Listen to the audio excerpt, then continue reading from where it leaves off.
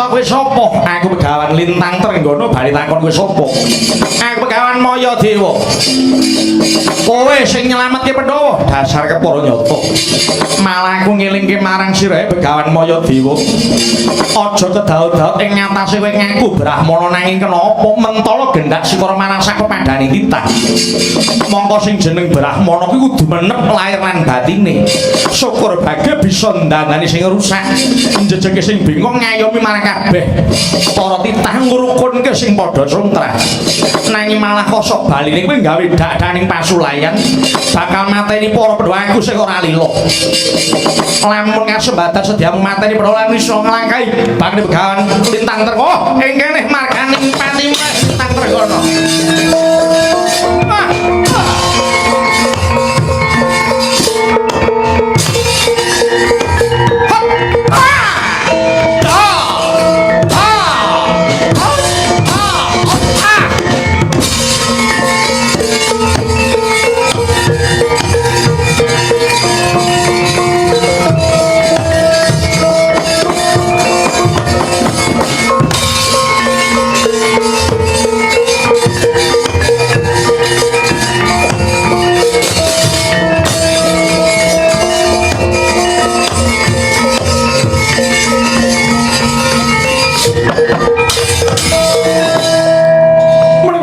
Manikmaya ingkang mimba Begawan Mayadewa ya nggih Kaki Kresna ulun ingkang mimba Begawan Mayadewa kita Kresna ingkang mimba Begawan Lintang Trenggono nggih ulun nyuwun Gusti Samudra pangancami dene kula wani badhe amarawasa dhateng paduka kula ngawit kula inggih mboten mangertosi kawontenanipun ulun iya tumiba sepadha-padha nggih Kresna hanggon ulun mimba Begawan Mayadewa iki ora ana liya mung kejaba bakal nyengkakake marang kanugrahan ingkang kudu tinampa dening para Pandhawa.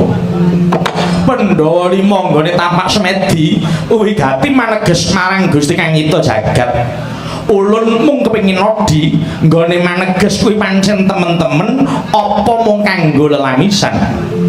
Nyatane kanthi dalan apa wae para Kurawa lan ulun bakal nyoba marang para Pandhawa. Puntadewa lan kabeh Pandhawa mung tansah ngatonake dada sembada ikhlas lahir kelawan batin bakune bisa mulyake marang kabeh kawulane. Nggih. Awit pangestu paduka pukulun Kresna ingkang tinitipan kanugrahan saking Sang Hyang Padana wujud wahyuning katentreman nggih wahyu tirta manikmaya mahading kedah tinampi dhateng satriya ingkang maha bersadu mboten wonten sanes namung kejawi para Pandhawa pukulun iya ingkang mangkono Kresna jeneng ulun wis rampung ingkang dadi kewajibane lan ulun uga ngaturake penuwun lan sira Kresna kudu ngunjukake syukur ingkang saning Gusti Kang Nyipta jagat kanthi kita Kresna minangka dadi kekandanganing Sang Hyang Bathara Wisnu tetela bisa ngayomi marang para Pandhawa utamane gawe tentreming jagat saisine iki. Nggih, gandeng wis rampung kewajiban ulun lilana ulun kundur mangkayuwangan Kresna nggih sembah sungkem lendhet jengar paduka pukulun.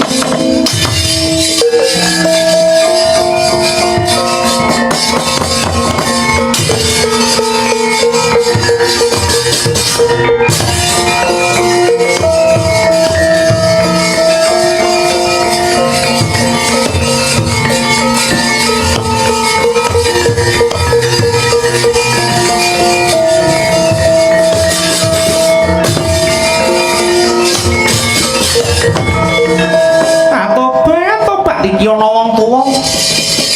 Pawakane lemu lah kok malah kada ana kene mara gage ngakoke sapa? Lah kok pangling karo aku. Aku Semar, kowe sapa? Aku Mayawati. Aku Kusumadewa. Kowe duwe karep apa? Aku bakal mati kan Surama penemban Begawan Mayadewa. Ora sah tok goleki Mayadewa wis mulih. Mayadewa wis ora ana, sing ana mung Kali Semar. Ora sah kowe ndadak kesana ayo. Mripatku tok tutupi garone batinku aja tok ngapusi. Kowe Bathari Sri karo Sedana.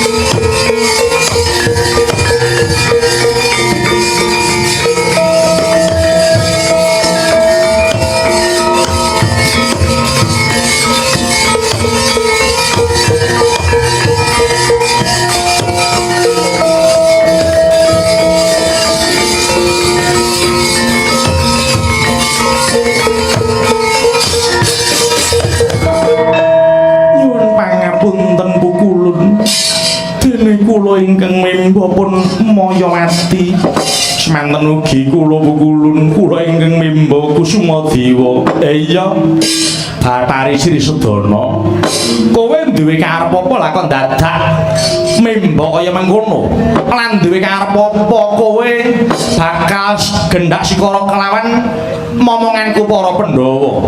Mongko sak ngertiku Bathari Sri minangka dadi lambanging kemakmuran lambanging panganing para Pandhawa ingkang mapan ing Praja Ngamarta. Lah nika malah mentala arep nyuduk saka mburi. Apa karepe Bathari Sri? Nggih Bukulun.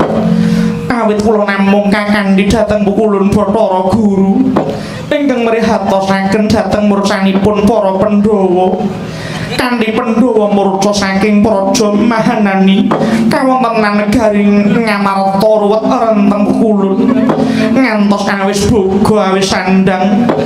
Namung menika minangka dados sarana nyengkakaken wangsulipun para Pandhawa.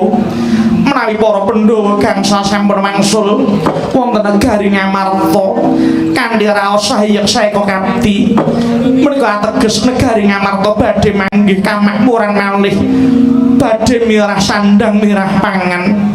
Awit kula piyambak boten normal kerasa menawi boten ngayom wonten sak ngandhaping Prabu Puntadewa ingkang minangka dados pengayomaning Praja Ngamarta. Ngono nggih. Iya.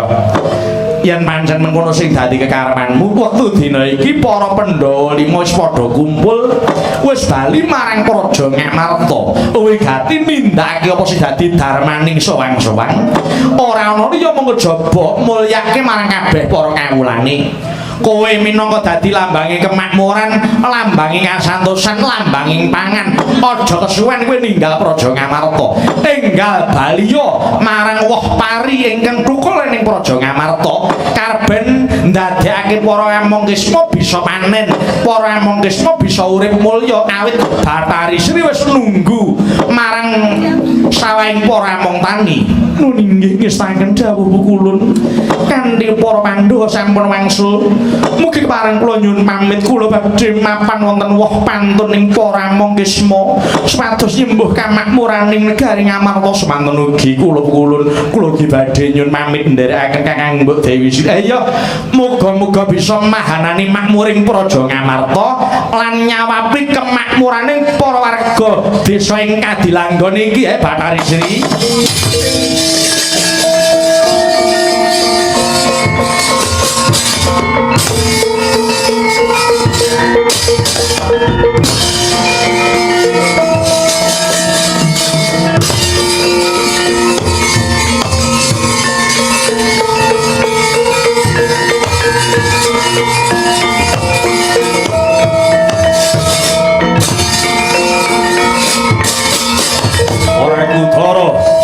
Daryudana kowe ngrebut Bathari Sri lan Bathara Sedana saka Ngastina. Anjen wis sing kurang mulat ya mung merga ketutup saka kamur-kamur nganti ora bisa nyawang sapa sejatine Mayawati lan Kusumadewa. Wah, ora idep entuk ora entuk Bathari Sri patak jaluk.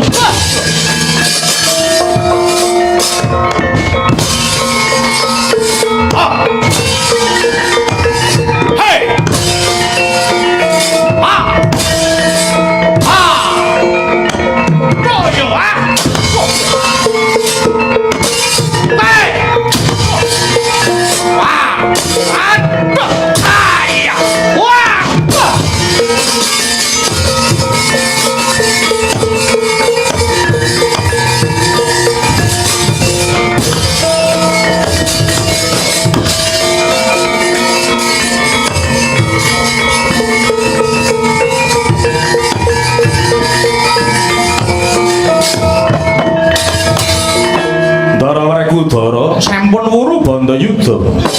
Awit sampun kasembadan anggenipun para Pandhawa maneges wonten ngersanipun Gusti ing hanggelar jagat titik. Sinuwun punta sampun mundi wahyuning katentreman Wahyu Tirta Manik Maya Mahadi. Tuwin Dewi Sri Bathara Sedana ingkang sampun wangsul wonten ing woh pantun ing para among kisma. Iya. Aku uga ngaturake penuwun diri sira Kakang Semar tansah momong marang para Pandhawa. Menika sampun dados kewajiban kula kok Gus. Mugi Mugi anggenipun sinuwun punta nampi wahyu katentreman saged mahanani katentreman ing dusun Kadilanggon sakiwa tengenipun tuwin Bathari Sri ingkang mapan wonten woh pantun saged saya nambahi kemakmuraning para amangkisma ing Kadilanggon menika. Den iya aku nekseni kanthi purnani lampahan menika teges sampun titipur negati lampahaning dalu menika kunjuk dhateng putripun Bapak Jundi Swanto sarjana ekonomi saha Bapak Sutardi Sakukuban pun Semar ingkang ngayahi wajib ngurmasi kathah lepak saha kekirangan mawantu-wantu kula sak kanca nyuwun gungi samudra pangarsami sabibaring ngringgitan mugi Desa Kadilanggon tansah manggih hayu-hayu rahayune skala Kecamatan Wedi Kadipaten Klaten saya kunsara anjaying bawana tinebihna durga senggala cinaketna ing bagya mulya monggo kula kanthi sesanti sepisan merdika salaminya akhirul kalam wassalamualaikum warahmatullahi wabarakatuh saka bungahku bakal joget tandha syukur semangga Den.